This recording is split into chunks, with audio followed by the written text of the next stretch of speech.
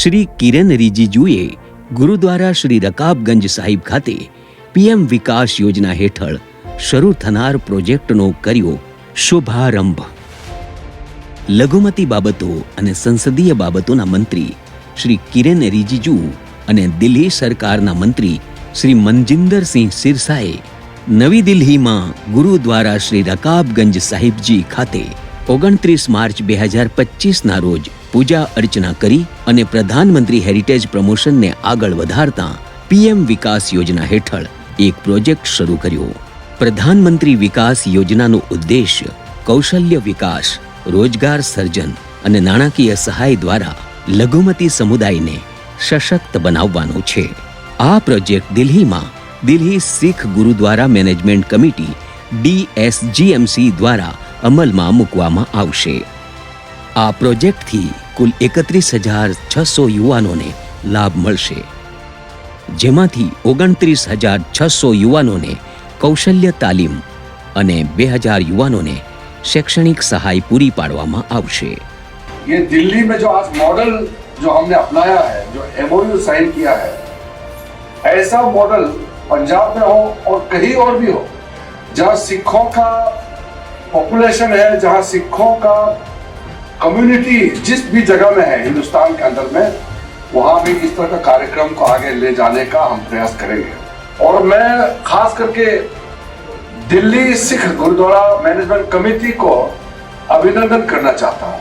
हमारा सोच को आपने इतना खूबसूरत आपने शेप दिया है. इस कार्यक्रम को आगे ले जाने के लिए जो आपने हमारा स्कीम को अपनाया है, इससे हजारों लाखों सिख जो युवा है उसको जिंदगी में बहुत बड़ा फल मिलने वाला है. भारत सरकारना लघुमती बाबतोना मंत्रालये દિલ્હી શીખ ગુરુદ્વારા પ્રબંધન સમિતિ DSGMC સાથે આ પ્રોજેક્ટ શરૂ કરવા માટે MOU પર હસ્તાક્ષર કર્યા છે. આ પહેલ માટે DSGMC દિલ્હી સરકાર સાથે પણ સંકલન કરશે, જેનાથી યુવાનોને તાલીમ તો મળશે જ, પરંતુ લાભાર્થીઓને સ્ટાઇપેન્ડ અને નાણાકીય સહાય પણ મળશે. આ પહેલ લઘુમતી શીખ સમુદાયના સાંસ્કૃતિક વારસાને જાળવવામાં મદદરૂપ તો થશે જ, સાથોસાથ તેમને આર્થિક રીતે પણ સશક્ત બનાવશે.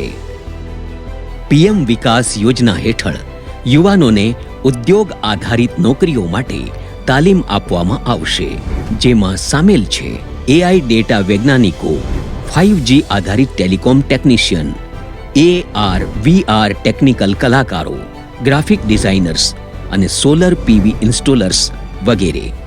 આ ઉપરાંત કૌશલ્ય તાલીમ મેળવતા યુવાનોને રોજગારની તકો પણ પૂરી પાડવામાં આવશે. આ યોજના દેશના લઘુમતી સમુદાયોના આર્થિક અને સાંસ્કૃતિક વિકાસની દિશામાં એક મજબૂત પગલું છે. આ પહેલ ભારતના સમૃદ્ધ વારસાને તો સાચવશે જ, એટલું જ નહીં, પરંતુ વૈશ્વિક સ્તરે તેને નવી ઊંચાઈઓ પર પણ લઈ જશે.